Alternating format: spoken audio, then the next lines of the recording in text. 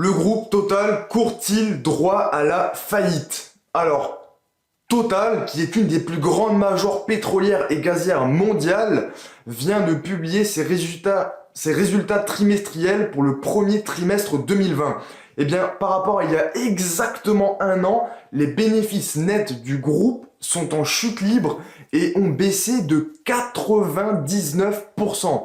Alors, dans un tel contexte, est-ce que le groupe Total va pouvoir maintenir son dividende? Je rappelle que Total, c'est une super valeur de rendement. C'est un des fleurons de l'industrie française. C'est un groupe qui est coté sur l'indice phare de la Bourse de Paris, le CAC 40. Mais malgré la conjoncture actuelle, Total a décidé, a priori, de maintenir son dividende en 2020. Dans le même temps, le leader européen du pétrole, Royal Dutch Shell, a décidé de réduire drastiquement, voire même de tout simplement couper son dividende. Et Shell n'a jamais fait cela depuis près de 80 ans, c'est-à-dire depuis la Seconde Guerre mondiale. Alors, est-ce que Total va suivre la même trajectoire alors que ses bénéfices sont en chute libre dans un contexte économique sans précédent? Est-ce que le groupe Total va pérenniser son dividende? Total n'a jamais baissé son dividende depuis près de 40 ans, mais est-ce que le dividende de Total peut être maintenu cette année? Est-ce que Total va maintenir son dividende? Est-ce que le groupe pétrolier va faire face à la crise actuelle qui est inédite? Faut savoir une chose, c'est que la demande mondiale de pétrole est en chute libre en raison de la crise sanitaire et économique que nous vivons actuellement. Il y a des tensions majeures sur le pétrole puisqu'il y a une guerre des prix de la plupart des grands pays exportateurs de pétrole, et la demande de pétrole mondiale, elle est en train de chuter littéralement, alors même que les réserves mondiales, les capacités de stockage de l'or noir mondial, globalement, sont quasiment à leur maximum. Donc, qu'est-ce que va faire Total? Est-ce que Total va maintenir son dividende? Est-ce que Total va engranger d'énormes pertes en 2020? Je précise que par rapport à il y a un an, Total a des résultats pour le premier trimestre qui ont baissé de près de 3 milliards d'euros. Et c'est la tendance seulement pour le premier trimestre, mais elle pourrait également perdurer pour les mois à venir. Et si tel est le cas, la situation du groupe Total pourrait être dangereusement compromise. Et donc aujourd'hui, le but de cette vidéo, c'est de voir si oui ou non Total est une bonne opportunité à l'achat. Est-ce que oui ou non Total va maintenir son dividende? Total, ça reste une superbe entreprise, une superbe valeur de rendement, une superbe entreprise à dividende. Mais est-ce que ce dividende va être maintenu? Est-ce que investir dans Total est toujours aussi attrayant? Eh bien écoutez, ce que je vous propose dans cette vidéo, c'est qu'on se retrouve tout de suite derrière mon écran d'ordinateur pour qu'on analyse un petit peu les résultats que vient de publier le groupe Total, et aussi pour qu'on voit un petit peu pour qu'on analyse un peu la santé financière du groupe Total et voir si le dividende va tout simplement être maintenu, si le groupe Total va continuer de s'enfoncer dans la crise et si la santé financière du groupe Total va être fortement remise en question. Donc écoutez, c'est tous ces éléments qu'on va couvrir dans cette vidéo. Je vous propose qu'on se retrouve tout de suite sur mon écran d'ordinateur pour voir tout ça plus en détail. A tout de suite, ciao ciao. Alors, donc on se retrouve désormais sur mon écran d'ordinateur pour analyser tout simplement la situation actuelle du groupe Total. Donc, on va tout simplement voir, comme j'ai dit en introduction, comment se porte l'entreprise Total. Est-ce que Total devrait maintenir son dividende, etc. Donc, comme je vous l'ai dit en introduction, les bénéfices du groupe Total sont littéralement en chute libre. Et la major pétrolière ne réalise quasiment plus de bénéfices. En résumé, Total s'enfonce dans la crise et ses bénéfices sont en chute libre. Alors, j'ai consulté donc les rapports financiers de Total et plus précisément les résultats du premier trimestre 2020. Et donc, je vous l'ai ouvert dans un nouvel onglet. Donc, alors, nous sommes actuellement sur l'écran au niveau du compte de résultats consolidés du groupe Total. Et donc, dans le compte de résultats, on peut retrouver finalement le résultat net du groupe. Et donc, qu'est-ce qu'on voit? On voit que le résultat net part du groupe est de 34 millions d'euros au premier trimestre 2020. Un an avant, en premier trimestre 2019, il était de 3,14 milliards d'euros. 3,11 milliards d'euros. Et maintenant, si on prend le résultat net de l'ensemble consolidé, donc c'est-à-dire en la consolidation comptable consiste à consolider les résultats des filiales du groupe, eh bien le résultat consolidé de l'ensemble pour le groupe Total est de 2 millions d'euros pour le premier trimestre 2020, alors qu'il était de 3,14 milliards d'euros il y a exactement un an. Donc, autrement dit, Total ne réalise presque plus de bénéfices. Un résultat trimestriel de 2 millions d'euros pour une des plus grandes majors pétrolières et gazières mondiales, c'est ridicule. Et faut comprendre une chose, c'est que en janvier, Total a réalisé encore des bénéfices. En février, ça c'est un mois de riz. Et la tendance, elle baisse énormément. Et donc aujourd'hui, au premier trimestre 2020, le résultat, il est de 2 millions d'euros. 34 millions part du groupe. Et donc c'est très peu, même si l'entreprise est toujours bénéficiaire. Eh bien, si la crise continue et perdure durant les mois à venir, on peut parier que le deuxième trimestre 2020 sera bien plus catastrophique que le premier trimestre 2020 et que Total engrangera purement et simplement des pertes. Alors pourquoi tout cela ? Alors, il faut comprendre une chose, c'est que le prix du pétrole, déjà, il n'incite pas à l'optimisme. Il est sous pression depuis des mois et tombe même ponctuellement en territoire négatif. Les capacités mondiales de stockage de l'or noir, comme je l'ai dit en introduction, elles sont à leur capacité quasi maximale. Et le pétrole, en fait, il devrait rester sous pression tant que la demande mondiale, elle repartira pas. C'est-à-dire tant que la stagnation de l'économie, entre guillemets, je dirais, ne sera pas levée. Ensuite, j'ai dit en introduction, il y a une guerre des prix qui a été lancée par les grands pays exportateurs de pétrole. Donc je pense notamment aux tensions entre la Russie et l'Arabie Saoudite. Également, le baril de Brent, aujourd'hui, il est à peine à 30 $, donc il s'approche très dangereusement du seuil de rentabilité du groupe de Total. Mais il faut relativiser, Total n'a jamais baissé son dividende depuis 40 ans. Et finalement, ça peut être un bon signe. Donc ensuite, je vais switcher sur les données financières de Total pour qu'on analyse ça en détail. Toujours est-il qu'on peut se poser la question, est-ce que malgré la crise, malgré le fait que Total a annoncé vouloir maintenir son dividende et ne pas recourir aux aides de l'État afin de pérenniser son dividende, est-ce que Total va assurer son dividende pour 2020 ? D'autant plus que la pression publique pour que les grandes entreprises limitent, voire coupent leurs dividendes, elle s'accentue. Et comme j'ai dit en introduction, le groupe Shell a déjà annoncé vouloir couper son dividende pour 2020, couper ou réduire. Alors, les avis divergent, mais en tout cas, Shell baissera drastiquement son dividende au mieux et le coupera dans le pire des cas. Ce qui n'est pas arrivé, je le précise, depuis la Seconde Guerre mondiale. Donc, je vous rassure, tous les liens utiles, à savoir les liens du résultat Total, les liens zone bourse et le lien bourse direct, tout ça ce sera dans la description de cette vidéo, je tiens à le préciser. Donc Total, donc déjà si on regarde le cours boursier de Total actuellement, il est relativement bas puisqu'il est à 31,90 €, sachant que globalement sur les 10 dernières années, il oscillait plutôt entre un support à 35 € et une résistance à 55 €. Mais globalement, on voit que le cours boursier de Total a dégringolé. Et en général, lorsqu'un cours boursier d'une société dégringole, eh bien, c'est parce que les investisseurs se détournent de cette entreprise. Il faut comprendre pourquoi. Donc, la contrepartie de tout cela, c'est que puisque le cours est si bas, le rendement est très élevé, ce qui est très intéressant. Ne pas oublier une chose, c'est que Total, je tiens à relativiser les choses, c'est une des plus grandes capitalisations boursières françaises, qui fait partie du CAC 40. C'est une très belle action à dividende, c'est une valeur de rendement relativement solide et qui affiche actuellement un rendement hyper intéressant puisqu'il est supérieur à 8%. Donc, je précise une chose, le rendement de 8%, la performance du CAC 40 dividendes réinvestis sur les 30 dernières années a été de 7,8% par an. Donc, Total, rien qu'avec le rendement, permet d'obtenir une performance supérieure. Mais néanmoins, il ne faut pas oublier une chose, c'est que si le dividende baisse, le rendement va baisser et le cours boursier devrait également baisser puisque les investisseurs se détourneront de Total puisque Total est une action qui est avant tout achetée pour son dividende. Mais bon, malgré un contexte vraiment adverse, le géant du pétrole dispose d'un bilan solide et d'un coût de production du baril malgré le plus faible du secteur. Mais est-ce que ça suffira à sauver le dividende ? On peut se poser la question. Donc c'est pour ça que juste après, on va switcher aux données financières pour relativiser un petit peu les choses.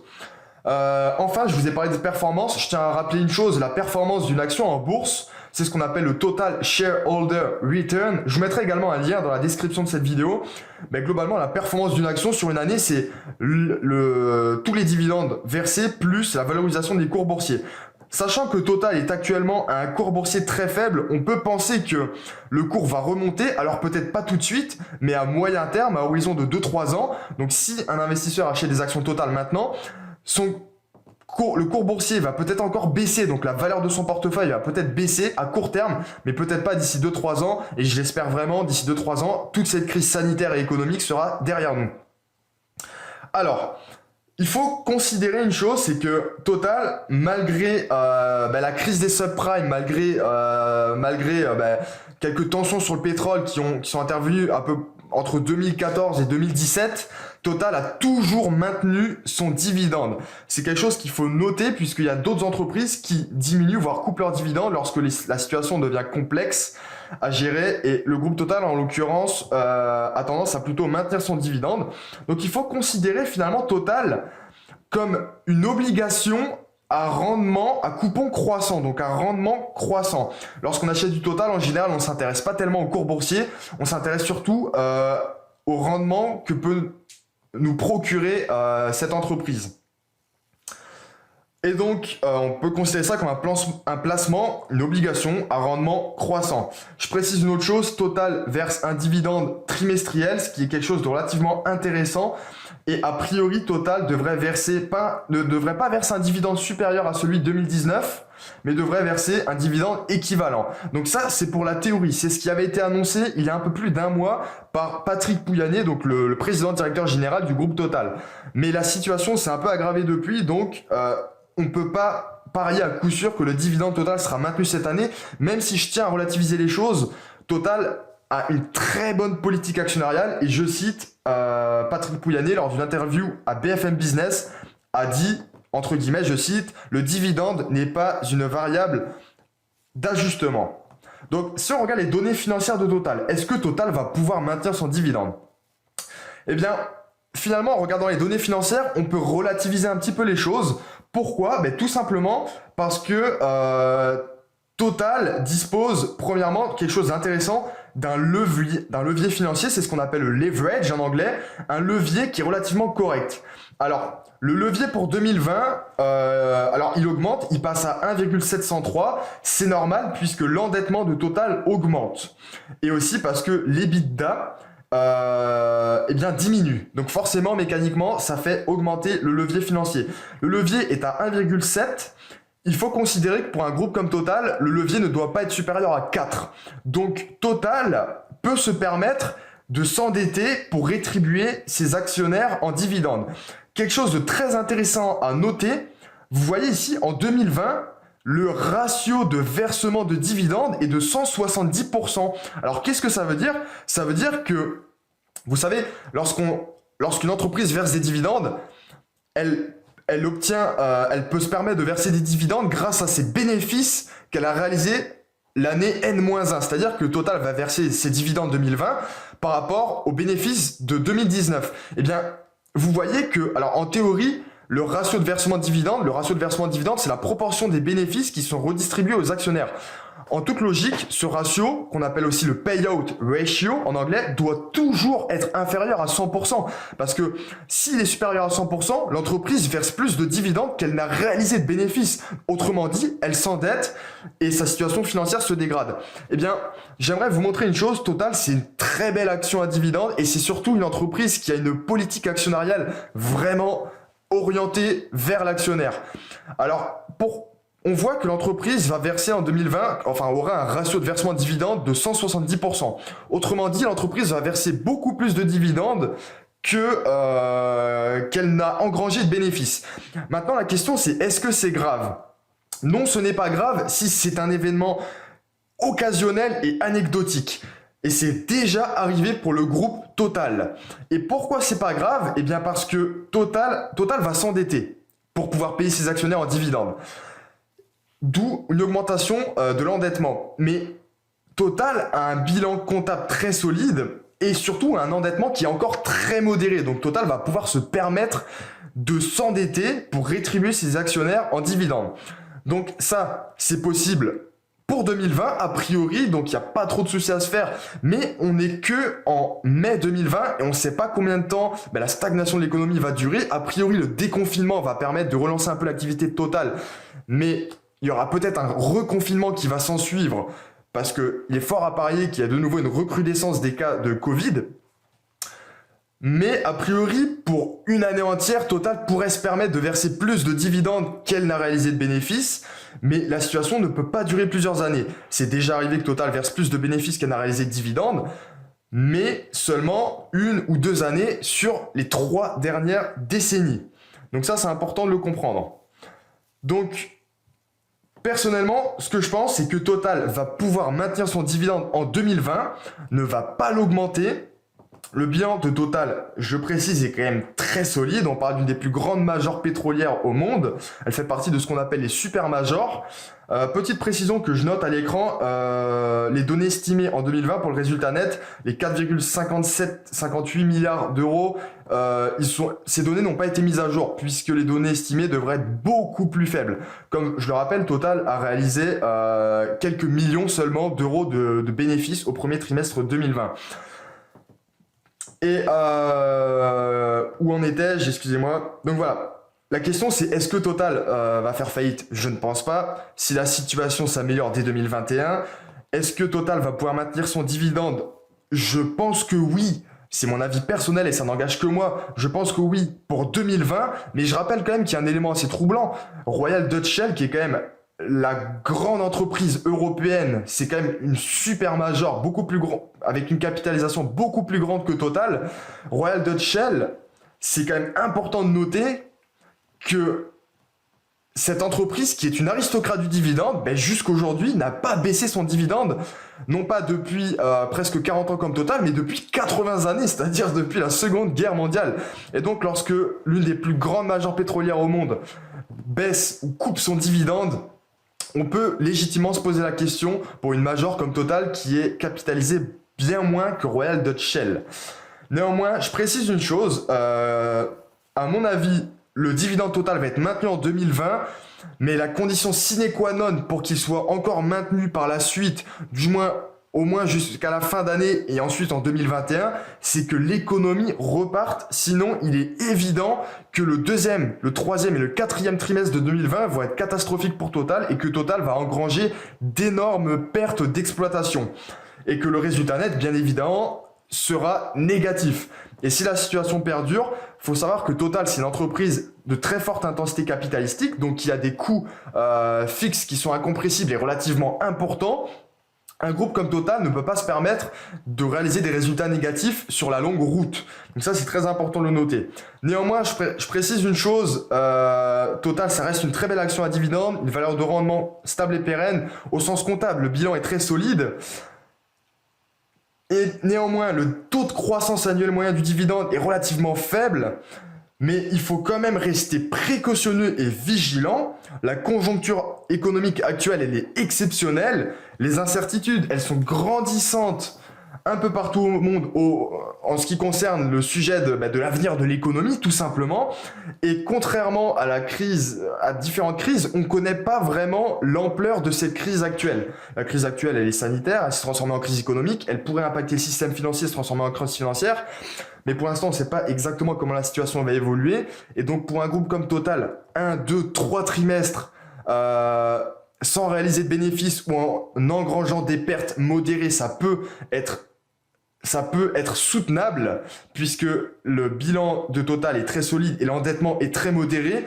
Mais néanmoins, ça ne peut pas durer trop longtemps. C'est-à-dire que si à partir de si en 2021, Total réalise encore des pertes ou alors un bénéfice insignifiant et doit payer ses actionnaires, distribue plus de dividendes qu'elle ne réalise de bénéfices, mécaniquement, son endettement, donc son levier, va exploser à la hausse. Pour 2 raisons, tout simplement parce que Total va s'endetter pour payer ses actionnaires en 2020. Mais en plus de ça, le résultat d'exploitation va baisser et donc le levier va mécaniquement augmenter. Et donc forcément, le groupe Total va devoir nécessairement couper ou réduire drastiquement son dividende si la situation dure trop longtemps, comme l'a fait Royal Dutch Shell, qui est quand même une référence finalement dans le secteur pétrolier. Voilà, bon écoutez, c'est à peu près tout pour cette vidéo. Je mettrai tous les liens utiles dans la description de cette vidéo, à savoir les liens concernant le résultat du premier trimestre 2020, dans lequel vous pourrez retrouver toutes les informations utiles, et notamment le bilan comptable, le compte de résultat, le tableau des flux de trésorerie du groupe Total. Je mettrai les liens zone bourse. Je mettrai également le lien sur le dividende de Total. Et je mettrai également un lien qui vous explique qu'est-ce que le total return, shareholder return, c'est-à-dire la performance globale d'une action pour un investisseur. Donc voilà, écoutez, c'est tout pour cette vidéo. Alors, si vous avez des questions, posez-les-moi dans les commentaires. Si vous avez des remarques, posez-les-moi également dans les commentaires. Si vous avez aimé la vidéo, likez, commentez, voilà, partagez à quiconque serait susceptible d'être intéressé par ce genre de contenu. Et puis comme d'habitude, écoutez, si le contenu vous plaît, vous intéresse, n'hésitez pas à vous abonner à la chaîne YouTube si ce n'est pas déjà fait. Puis quant à moi, je vous dis à très vite pour une prochaine vidéo. Ciao, ciao.